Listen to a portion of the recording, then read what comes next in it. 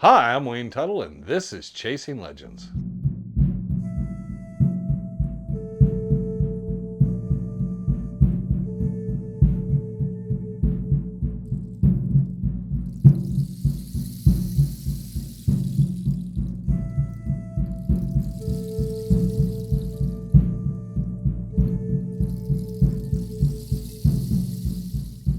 Welcome back to Chasing Legends. I'm Wayne Tuttle.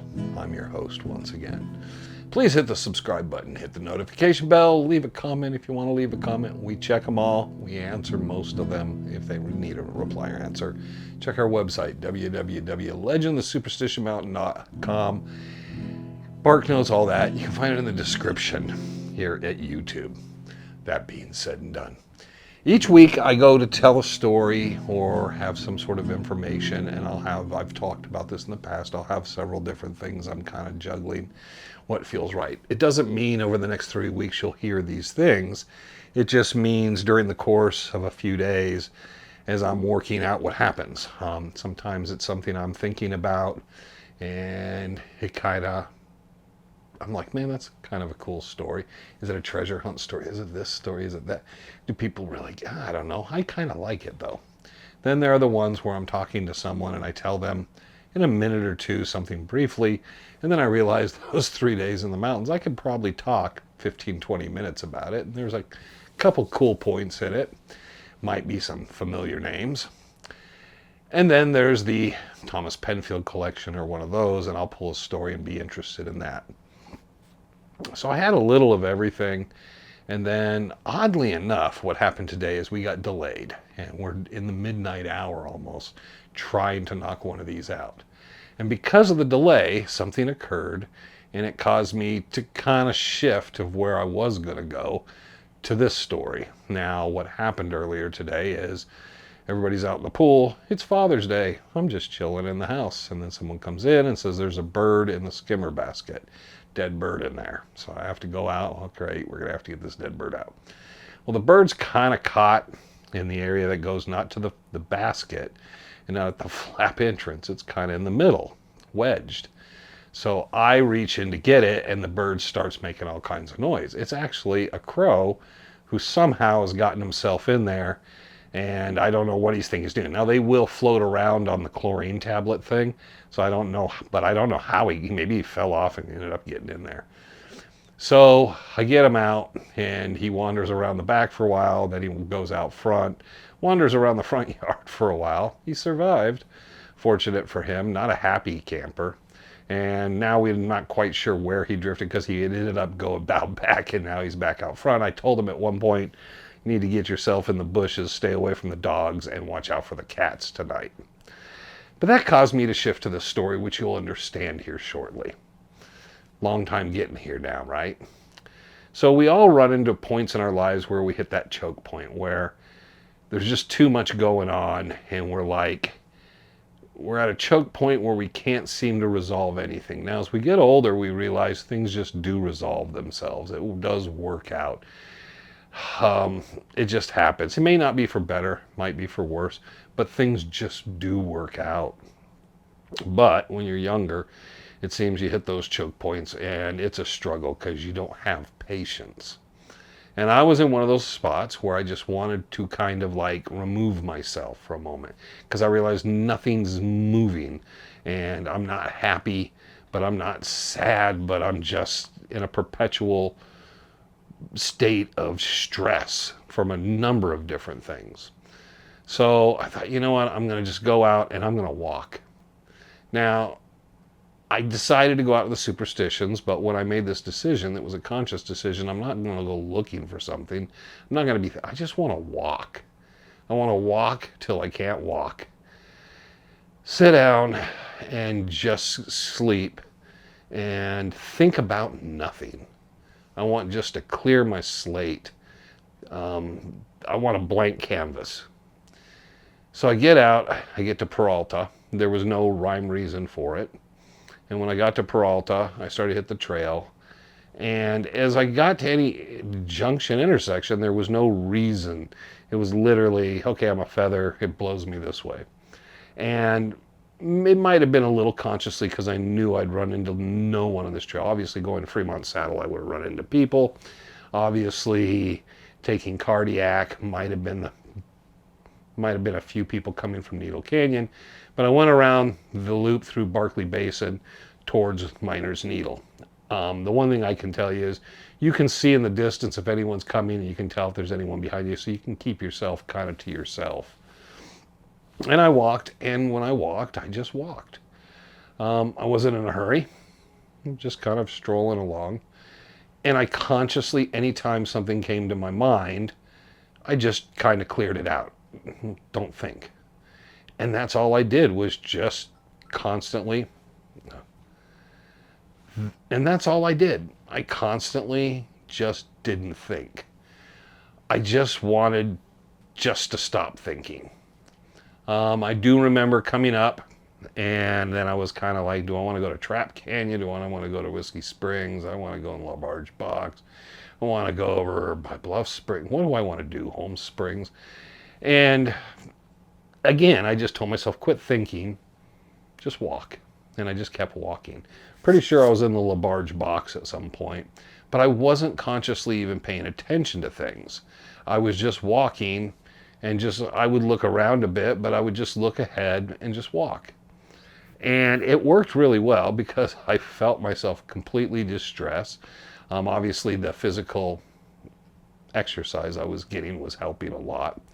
And I walked, and I made the decision that I would not stop till it was too late to be walking, it was too dark, or I just was tired. And I got to a point where I didn't consciously think, do I know of a place to camp, or is that I just saw a spot and said, okay, I'll just stop here for tonight. So I stopped. There wasn't no pack rat holes, nothing.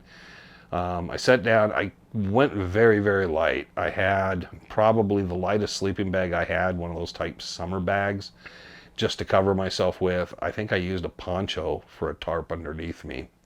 And I just wanted to lay out.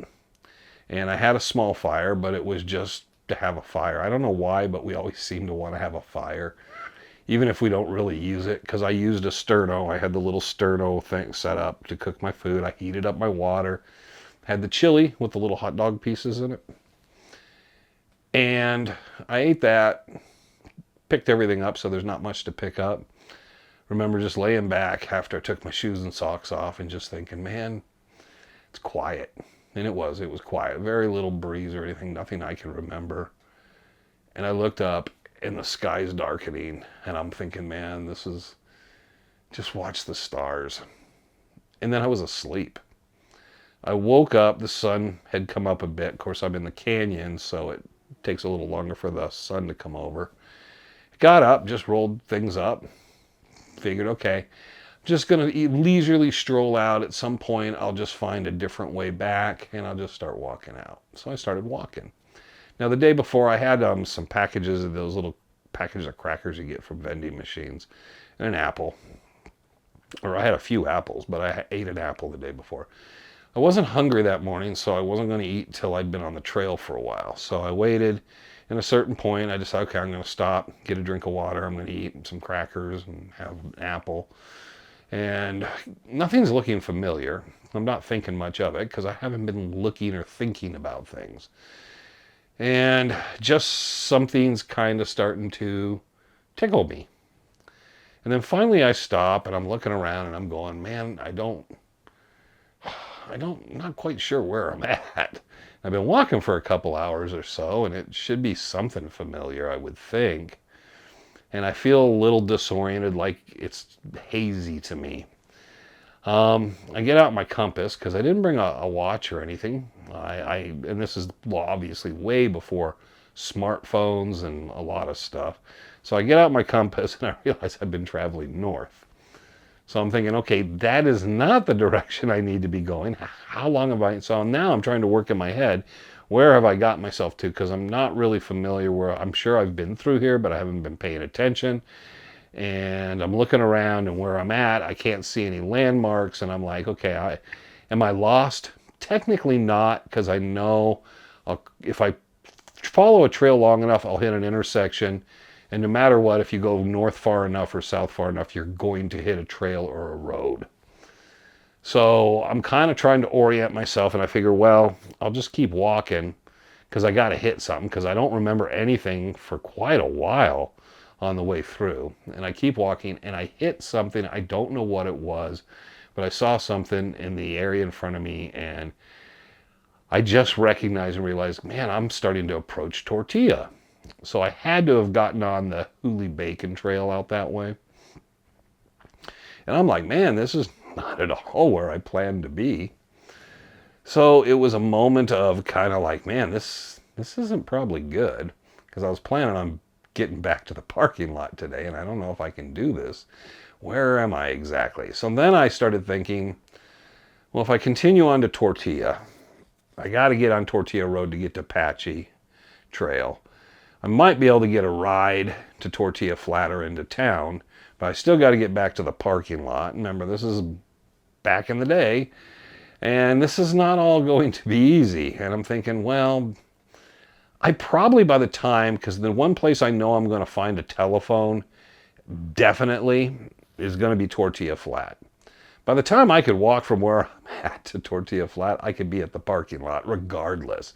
I just have to go south and keep working my way southwest, because I'm eventually going to cut through that way. It's just impossible not to. So I turn myself around and I go, okay, that's what I'm going to do. That's probably the best thing I can do. Then I'm looking at what I got. I got another meal, freeze-dried meal on me. So I'm like, in case of emergency. So I'm like, okay, I'll use that, because I don't know if I'm getting out of here tonight. So I start walking back. I get back. I feel like I'm probably in the LaBarge box at one point, but it's getting late. So I figure I might as well just sit down for the night. And then I find out the freeze-dried packet I have is one that I'd never wanted to eat, because I'd eaten one once. It was like the beef and macaroni one. That's really gross. And that's what I had. And I was like, man, that just sucks, because it's just gross. Didn't care for it. So I had that, and then I looked at what I had, and I thought, okay, I should be fine. I'm pretty sure I'm going to be out of here shortly, sometime in the morning, pretty quick, and I'll get out. Now, of course, I've been out for almost 2 days, so my body is slower and slower. Instead of just strolling now I'm just kind of like at a nice, easy pace, because my legs are sore, my feet are sore, my toes are sore. I've just been constantly on the go, and it just is what it is. So I'm getting out. I get down just about to Miner's Needle, which I'm kind of like, okay, I know how far I have to go. I got to go down here, and then I got to cut across Barkley Basin, and then I'll be at the parking lot. At least the end is in sight. I know where I'm at. I'm good. And I pull up short because there's this tree, and it's not a very big tree. Can't be more than 15 feet tall. But there must be like 30 crows in it. And it's weird, because I'm just looking at it, and they're all making noise, kind of like you'd hear. And then the moment I just stop and look at it, because I'm going, man, that's a lot of freaking crows, man. They all stop. And it's just silent. And I'm looking at it, and I'm just thinking, man, I've seen 2, 3 crows. I've seen maybe 4, maybe. I've never seen this many, and definitely sitting in a tree. And they're not all like looking at me, but they're just quiet now, because it's like they realize I'm there watching them. I don't know. So I stood there for a while, and then 1 starts to leave, and 2 leave, and 1 leaves. And it was probably about 5 minutes or so, and then there's no crows, as I was smoking a cigarette, watching them dissipate.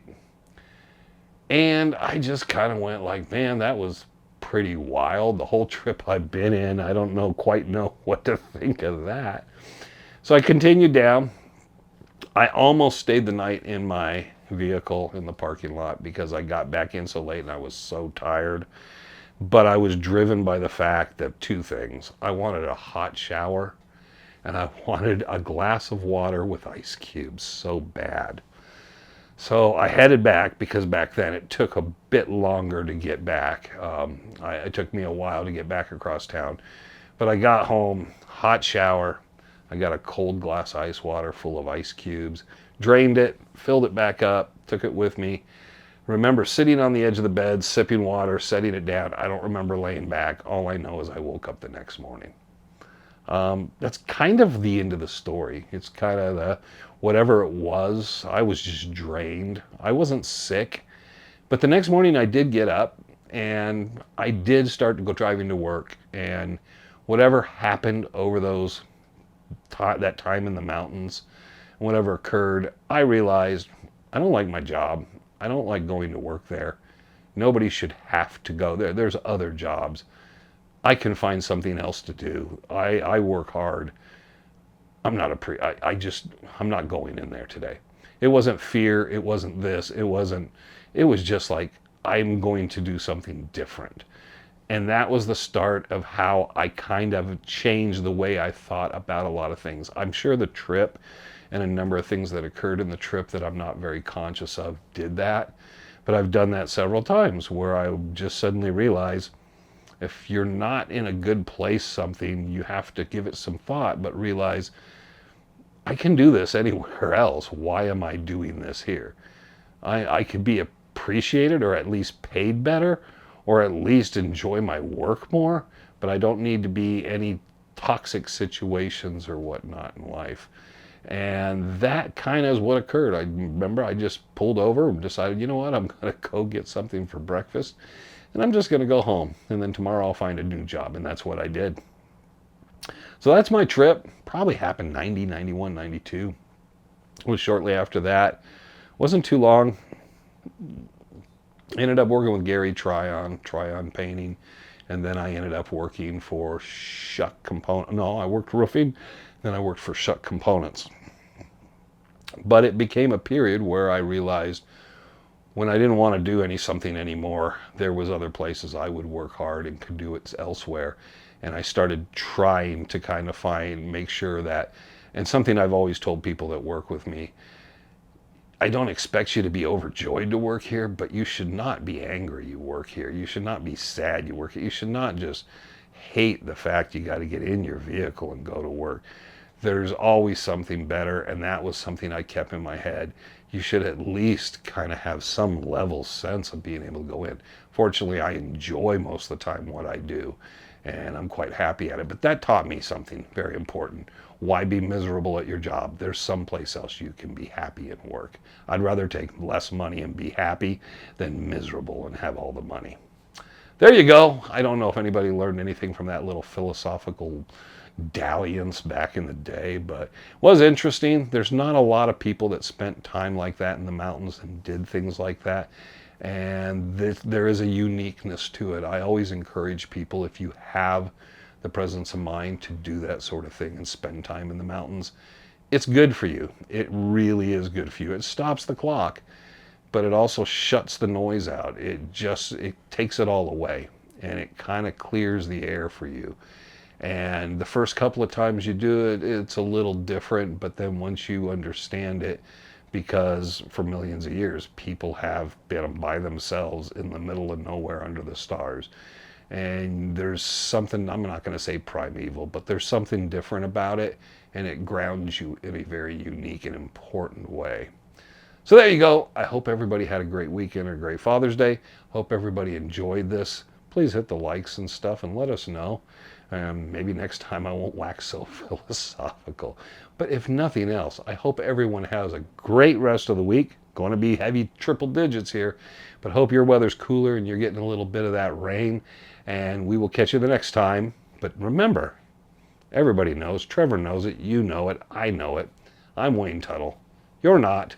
And this was Chasing Legends.